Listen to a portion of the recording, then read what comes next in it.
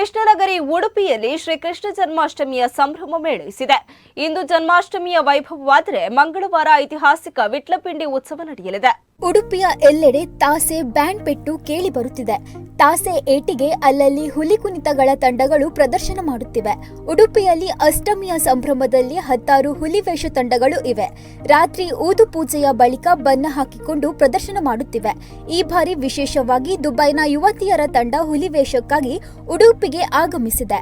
ಅಪ್ಪೆನ ಮೋಕೆದ ಜೋಕುಲ್ ದುಬೈ ಎಂಬ ತಂಡದೊಂದಿಗೆ ದುಬೈನಲ್ಲಿ ಉದ್ಯಮ ವ್ಯಾಸಂಗ ಮಾಡುತ್ತಿರುವ 13 ಮಂದಿ ಯುವತಿಯರ ತಂಡ ಹುಲಿ ವೇಷಕ್ಕಾಗಿಯೇ ಉಡುಪಿಗೆ ಆಗಮಿಸಿದೆ. 13 ಮಂದಿ ಯುವತಿಯರ ಪೈಕಿ ಮಂಗಳೂರಿನ ನಿವಾಸಿಗಳು ಇದ್ದಾರೆ. ಕೆಲವರು ಉದ್ಯೋಗದಲ್ಲಿದ್ರೆ ಇನ್ನು ಕೆಲವರು ವ್ಯಾಸಂಗ ಮಾಡುತ್ತಿದ್ದಾರೆ. 2 ಪುಟಾಣಿಗಳು ತಂಡದಲ್ಲಿ ಭಾಗಿಯಾಗಿದ್ದಾರೆ. ತುಳು ಸಂಸ್ಕೃತಿಯನ್ನು ಆಚರಣೆ ಮಾಡುವ ನಿಟ್ಟಿನಲ್ಲಿ ತಂಡ ಉಡುಪಿಗೆ ಆಗಮಿಸಿದ್ದು, ಉಡುಪಿಯ ಹೆಜಮಾಡಿಯಲ್ಲಿ ಊದು ಪೂಜೆಯಲ್ಲಿ ಭಾಗವಹಿಸಿ 2 ದಿನಗಳ ಕಾಲ ಹುಲಿವೇಷ ಧರಿಸಿ ಹುಲಿ ಕುಣಿತ ಮಾಡಲಿದೆ.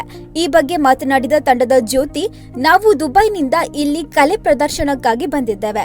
ಉಡುಪಿಗೆ ಬರಲು ಹಣ ಸಮಯ ಖರ್ಚಾಗಿದೆ, ಆದರೆ ಕಲೆಯ ಮೇಲಿನ ಪ್ರೀತಿಯಿಂದ ಉಡುಪಿಗೆ ಆಗಮಿಸಿದ್ದೇವೆ. ಹುಲಿ ಕುಣಿತಕ್ಕೆ ಸಾಕಷ್ಟು ನಿಯಮಗಳಿವೆ. ಆ ನಿಯಮಗಳನ್ನ ಶಾಸ್ತ್ರಬದ್ಧವಾಗಿಯೇ ಪಾಲಿಸಿ ವೇಷ ಹಾಕಿದ್ದೇವೆ.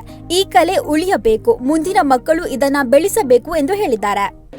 ಮಂಗಳೂರಿನ ಸಂಸ್ಕೃತಿ ಆಗಿರುವಂತಹ ಒಂದು ಕಲೆ ಆಗಿರ್ಬೋದು ಹುಲಿವೇಷ ಅಂತ ಹೇಳೋದು. ಅಂಥದ್ರಲ್ಲಿ ನಾವು ಅದೆಷ್ಟು ಮೈಲುಗಟ್ಟಲೆ ದೂರ ಇರುವಂತಹ ದುಬೈ ಅರಬರ ರಾಷ್ಟ್ರ ಅಂತಲೇ ಹೇಳ್ಬೋದು. ಸೊ ಅರಬರ ರಾಷ್ಟ್ರದಿಂದ ನಾವು ನಿಜವಾಗಿ ಹೋಗಿರುವಂಥದ್ದು ನಮ್ಮ ದುಡಿಮೆಗೆ ಅಂತ ಹೇಳಿ. ಆದರೆ ನಮ್ಮ ದುಡಿಮೆಯ ಜೊತೆಯೂ ಕೂಡ ನಮ್ಮ ಒಂದು ಸ್ವಲ್ಪ ಸಮಯವನ್ನು ನಮ್ಮ ಊರಿನ ಸಂಸ್ಕೃತಿಗೋಸ್ಕರ ಅಂದರೆ ಹುಲಿವೇಷ ಅಂತ ಹೇಳ್ಬೋದು. ಸೊ ಇದಕ್ಕೋಸ್ಕರ ನಾವು ಸಮಯವನ್ನು ಮೀಸಲಿಟ್ಟು ನಮ್ಮ ದಿನನಿತ್ಯದ ಕೆಲಸದ ಜೊತೆಗೂ ಕೂಡ ನಾವು ಟೈಮ್ ಸ್ಪೆಂಡ್ ಮಾಡಿದ್ದೇವೆ. ಸೊ ಅಲ್ಲಿಂದ ಇಲ್ಲಿ ಬರು ಅಂತ ಹೇಳೋದು ನೋಡುವವರಿಗೆ ಬರೀ ಒಂದು 15 ನಿಮಿಷದ ಕೆಲಸ ಅಂತ ಹೇಳ್ಕೊಂಡು ತಿಳ್ಕೊಳ್ತಾರೆ.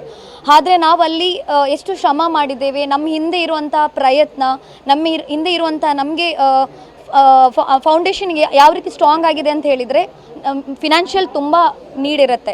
ಯಾಕಂದರೆ ಫಿನಾನ್ಷಿಯಲ್ ಇಲ್ಲದೆ ನಾವು ಅಷ್ಟು ದೂರದಿಂದ ಇಲ್ಲಿಗೆ ಈಸಿಯಾಗಿ ವಿಮಾನ ಯಾತ್ರೆಯನ್ನು ಮಾಡಿ ಇಲ್ಲಿ ಬರೋದು ಅಷ್ಟು ಸುಲಭ ಇಲ್ಲ.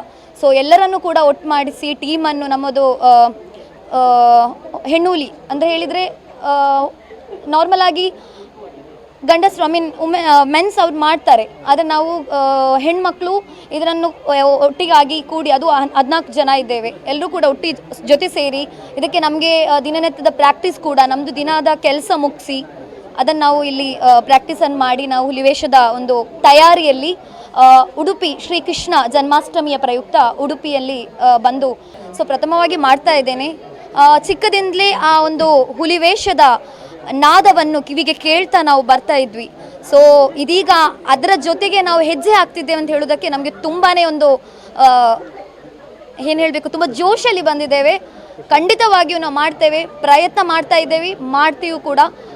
ನಾವು ಗೆದ್ದು ಹೋಗೋದು ಎರಡನೇ ವಿಷಯ, ಆದರೆ ನಮ್ಮಲ್ಲಿ ಏನು ಟ್ಯಾಲೆಂಟ್ ಇದೆ ಅದನ್ನು, ನಮ್ಮ ಸಂಸ್ಕೃತಿಯನ್ನು ಬಿಂಬಿಸುವಂಥ ಒಂದು ಪ್ರಯತ್ನವನ್ನು ನಾವಿಲ್ಲಿ ಮಾಡ್ತಾ ಇದ್ದೇವೆ.